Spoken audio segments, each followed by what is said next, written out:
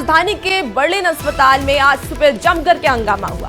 हरमू के बर्लिन अस्पताल में मरीज की मौत के बाद परिजनों ने जमकर बवाल किया। धनबाद के झरिया से आए मरीजों के परिजन का यह आरोप है कि अस्पताल प्रबंधन के लापरवाही की वजह से उनके मरीज की मौत हो गई। मरीज के परिजनों ने आरोप लगाते हुए कहा कि अस्पताल प्रबंधन बहला फुसलाकर इलाज कराने के लिए यहां ले आते हैं और पैसे लूट लिए जाते हैं। मरीज के परिजनों ने यह भी कहा कि 21 दिसंबर के दिन ही मरीज को अस्पताल में भर्ती कराया गया था। वहीं अस्पताल प्रबंधन ने इस पूरे मामले पर अब अपनी सफाई दी है।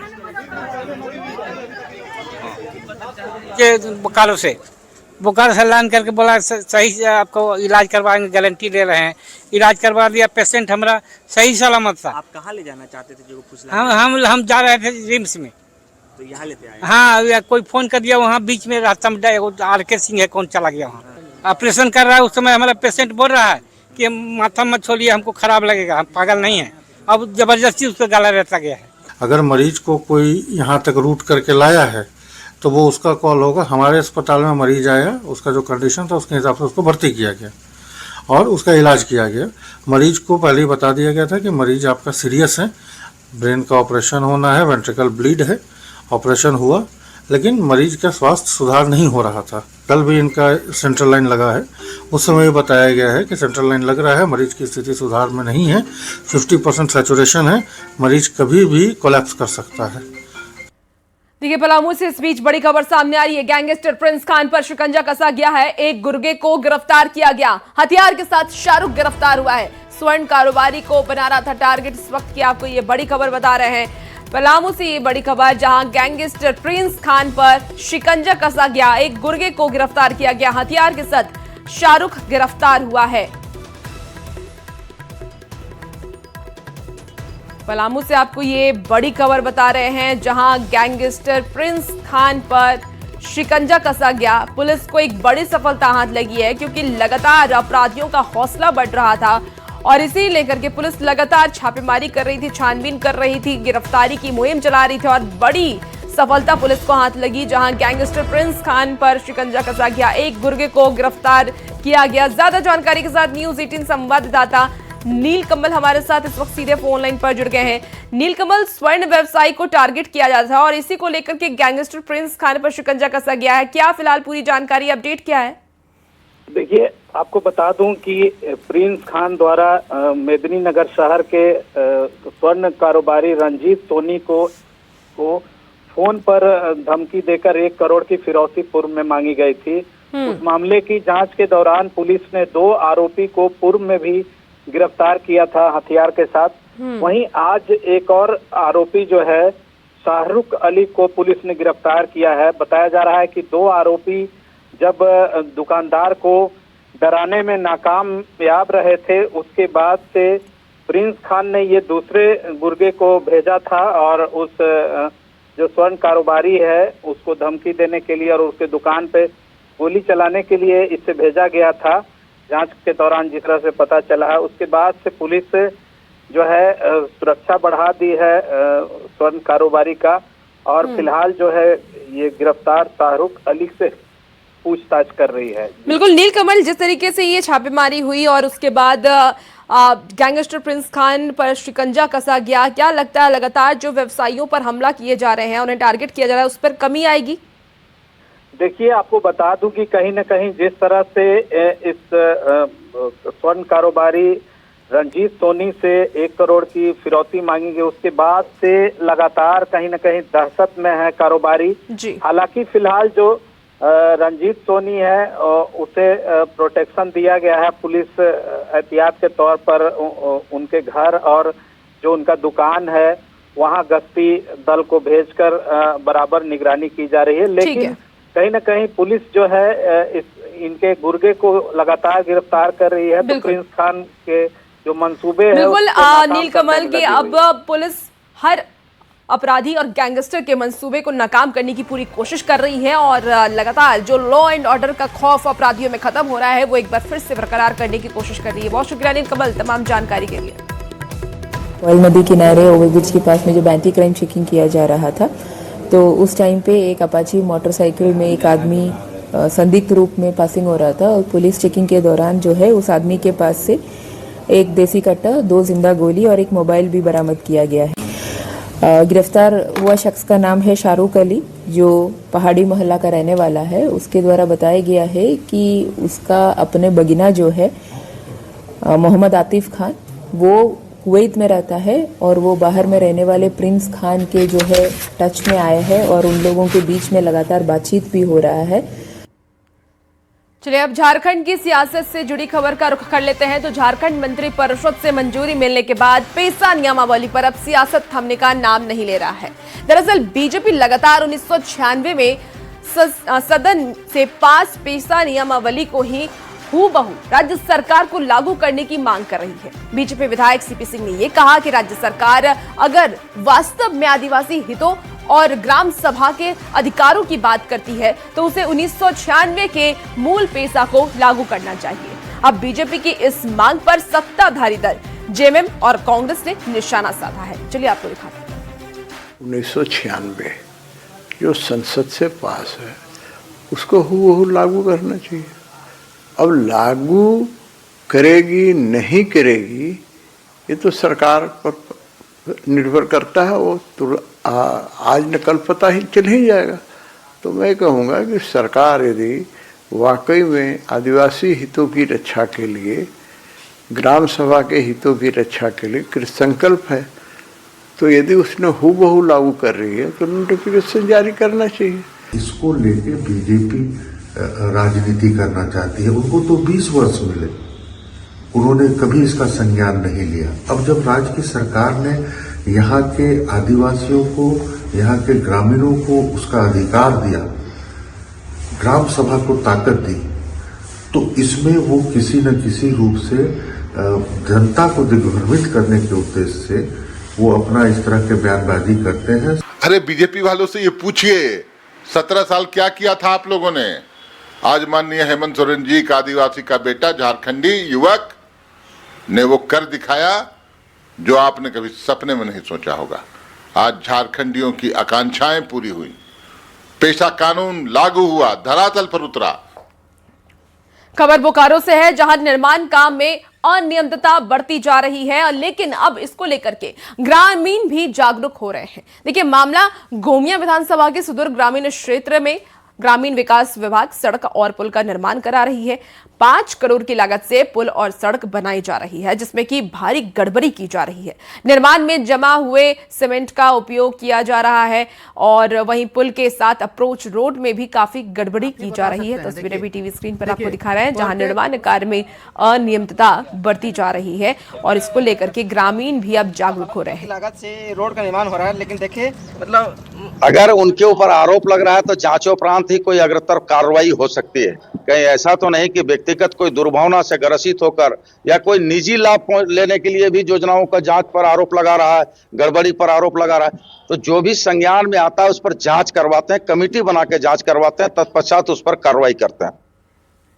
इसी बीच देखिए राज्य से बड़ी खबर, जहां झारखंड में फरवरी में एसआईआर की औपचारिक घोषणा संभव है। 10 फरवरी के बाद एसआईआर की औपचारिक घोषणा संभव है। 8 जनवरी को झारखंड पहुंच रही है चुनाव आयोग की टीम। तो 2003 की मतदाता सूची के आधार पर मैपिंग का करीब 78% काम पूरा हो चुका है। राज्य में 12 लाख वोटर को चिन्हित किया गया। मृत या लंबे समय से गैर हाजिर या फिर स्थान पर मतदाता सूची में दर्ज नाम चिन्हित किया गया है। घर घर अब गणना फॉर्म पहुंचेगा और सभी वोटर को ये गणना फॉर्म भरना अनिवार्य किया जाएगा। तो एसआईआर पर बीजेपी और जेएमएम में भी घमासान मचा हुआ है। इस वक्त की आपको ये बड़ी खबर बता रहे हैं, झारखंड में फरवरी में एसआईआर की औपचारिक घोषणा होनी है।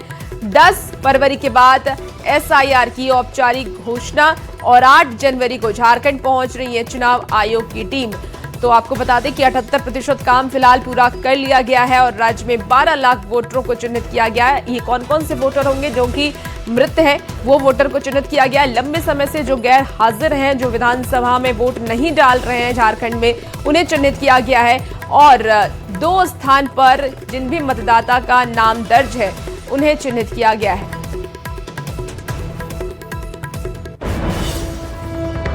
देखिए एसआईआर बिहार में भी हुआ, बंगाल में भी करीब करीब हो चला है।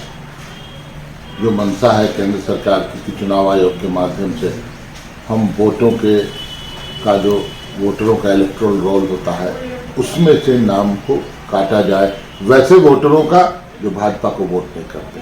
देखिए, झारखंड में SIR समय की ज़रूरत है, क्योंकि झारखंड पश्चिम बंगाल और बांग्लादेश के बिल्कुल त्रिकोण पे बैठा हुआ है, और जो बांग्लादेश की इंटरनेशनल बाउंड्री है वो भी पश्चिम बंगाल होते हुए झारखंड से बहुत ज़्यादा दूर नहीं है। और आप देखिए डेमोग्राफी किस तरीके से बदली है। संथाल परगना में 1951 की जनगणना थी और 211 की जनगणना के बीच में आदिवासियों की जनसंख्या 44% से घटकर 28% हो गई, 16% घट गई, और मुसलमानों की जो जनसंख्या इसी कालखंड में 9% से बढ़कर 23% हो गई, यानी 14% बढ़ गई। देखिए, धनबाद से बड़ी खबर आ रही है। हाइबा में लगी है भीषण आग। BCCL एरिया 1 में ये आग लगी है। ट्रांसपोर्टिंग में लगी थी हाइबा और अचानक आग लगने से अफरा तफरी मच गई। ड्राइवर ने कूद करके अपनी जान बचाई है। बड़ी खबर धनबाद से आपको बता रहे हैं। हाइबा में भीषण आग लग गई। BCCL एरिया 1 में ये आग लगी। ट्रांसपोर्टिंग में लगी थी ये हाइबा। तस्वीरें भी टीवी स्क्रीन पर आपको दिखा रहे हैं, जहां देखिए किस तरीके से धू धू कर ये हाइबा जलती हुई नजर आ रही है और अचानक से ये आग लगी, जिसके बाद अफरा तफरी का माहौल हो गया। हालांकि गनीमत रही कि ड्राइवर ने कूद करके अपनी जान बचा ली है। ये सीधी तस्वीर दिखा रहे हैं। ट्रांसपोर्टिंग में ये हाइवा लगी थी जहां भीषण आग लग गई। हालांकि किस वजह से आग लगी है इस बात की जानकारी अभी नहीं मिली है, लेकिन आपको बताएं कि BCCL एरिया 1 में ये आग लगी। ट्रांसपोर्टिंग में हाइवा लगी हुई थी जिसमें अचानक से आग लग गई और आग लगने की वजह से वहां पर अफरा तफरी का माहौल हो गया।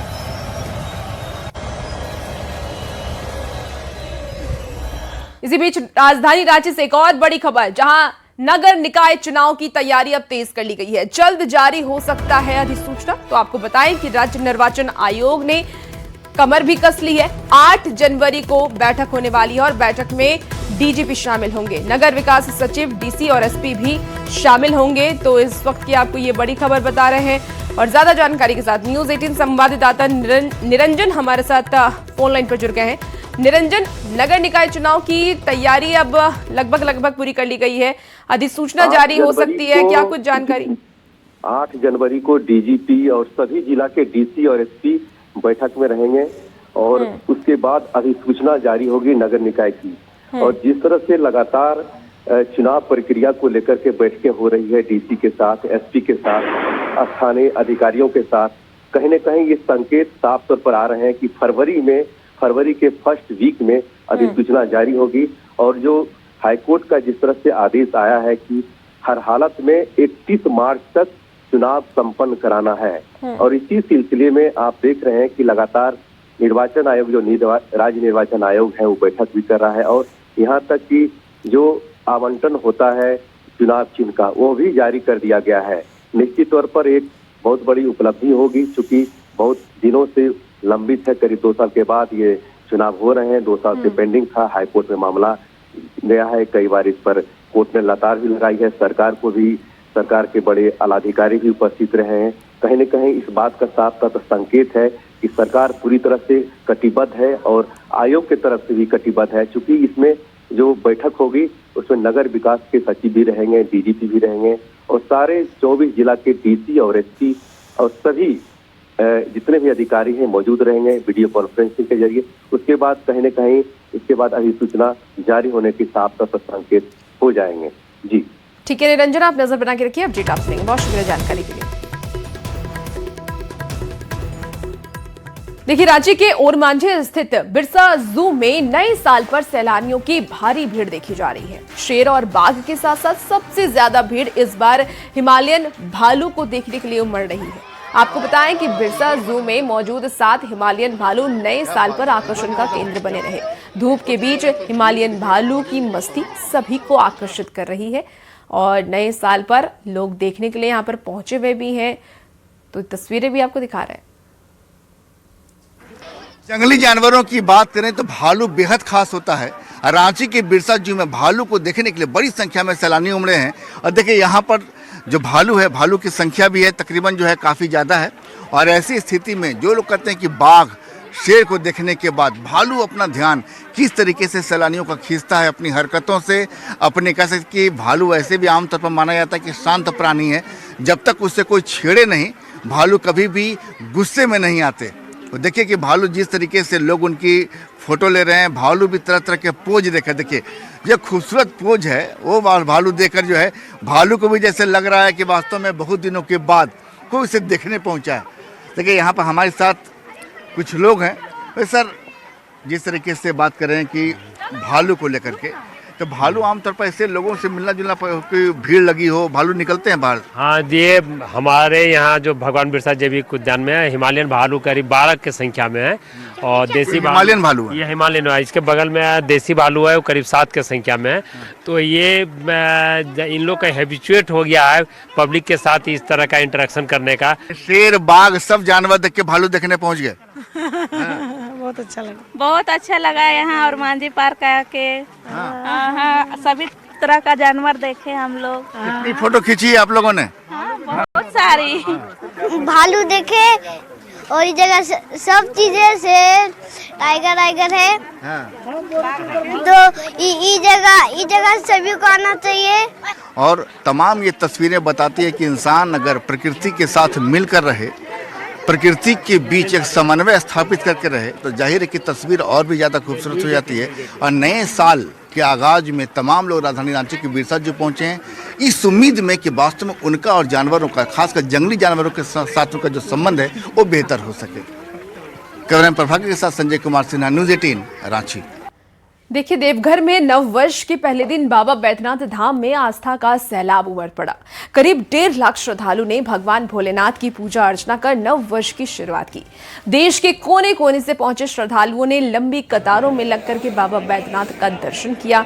नववर्ष के दूसरे दिन भी मंदिर परिसर और आसपास के क्षेत्रों में भारी भीड़ देखी जा रही है। सुबह से ही श्रद्धालुओं की कतारें लगातार आगे बढ़ रही है। नववर्ष में बाबा बैद्यनाथ मंदिर में भारी संख्या में श्रद्धालु कल पहुंचे थे और बाबा बैद्यनाथ मंदिर में पूजा अर्चना की। लगभग 1.5 लाख श्रद्धालु बाबा धाम पहुंचे और मंदिर में पूजा अर्चना की। आज नववर्ष के दूसरे दिन की भी स्थिति आप देख सकते हैं कि भीड़ जो है काफी ज्यादा है और बाबा बैद्यनाथ मंदिर में जो श्रद्धालुओं की संख्या है वो बढ़ रही है। इसके अलावा आपको बता दें कि नववर्ष के दिन यानी पहले दिन लगभग 1.5 लाख श्रद्धालु बाबा बैद्यनाथ मंदिर में पूजा की। यहाँ पे पुरोहित से सीधे बात करते हैं। बाबा बैद्यनाथ मंदिर में नववर्ष को लेकर किस तरह से उत्साह देखा गया? आज दूसरा दिन भी है, भीड़ में कमी नहीं देखी जा रही है। जी देखिए, ये कोविड के बाद देश के सभी मंदिरों में कल इतिहास रचा है। पूरे देश में सब मंदिर में लोग पॉप छुड़ा के, शिमला मनाली छुड़ा के हमारे देश के युवा सब मंदिर जा रहे हैं। अच्छी बात है, देश के लिए, सनातन के लिए अच्छी बात है। देश आगे बढ़ेगा हमारा। और तीर्थ पुरोहित होने के नाते यही कहेंगे कि यहाँ की अर्थव्यवस्था में भी बहुत मजबूती आया कल के भीड़। आज भी भीड़ देखी, हाँ, उत्साह लोगों में अब लोगों में सनातन धर्म के प्रति खास करके युवाओं में हमारा, अब देखिए 100 आदमी में आपको 90 आदमी युवा दिखे। उत्साह बढ़ा है लोगों में बहुत ज्यादा सनातन धर्म। जाहिर सी बात है कि लोगों में उत्साह बढ़ा है और मंदिरों की तरफ अब लोग बढ़ रहे हैं। हमारे साथ यहाँ पर श्रद्धालुओं में बात करते हैं, कहाँ से आए हैं और कितना उत्साह लग रहा है मंदिर? धनबाद से आए हैं, बहुत ही उत्साहित है हम लोग। बहुत ही नववर्ष में पहुंचे हैं। नववर्ष में पहुंचे हैं, आज जन्मदिन था मेरे बच्चे का, तो बाबा बैद्यनाथ मंदिर से शुरुआत करना चाहिए। बाबा बैद्यनाथ मंदिर से शुरुआत की। तो ये उत्साह है लोगों में कि देवघर पहुंचते हैं, बाबा बैद्यनाथ मंदिर में पूजा अर्चना करते हैं और नववर्ष को लेकर भी जो ऐतिहासिक भीड़ कल दर्ज की गई है उससे ये साफ जाहिर होता है कि लोग अब जो है वो मंदिर की तरफ बढ़ रहे हैं, मंदिर में आ रहे हैं, पूजा अर्चना कर रहे हैं। कुल मिलाकर हम ये कह सकते हैं कि देवाधिदेव महादेव की नगरी में कल आस्था का जन सैलाब उमड़ पड़ा था। लगातार जो है श्रद्धालु पहुंचे थे और लगभग 1.5 लाख श्रद्धालु कल बाबा बैद्यनाथ मंदिर में पूजा अर्चना की। मनीष दुबे, न्यूज़ 18 देवघर। फिलहाल वक्त हो चला है।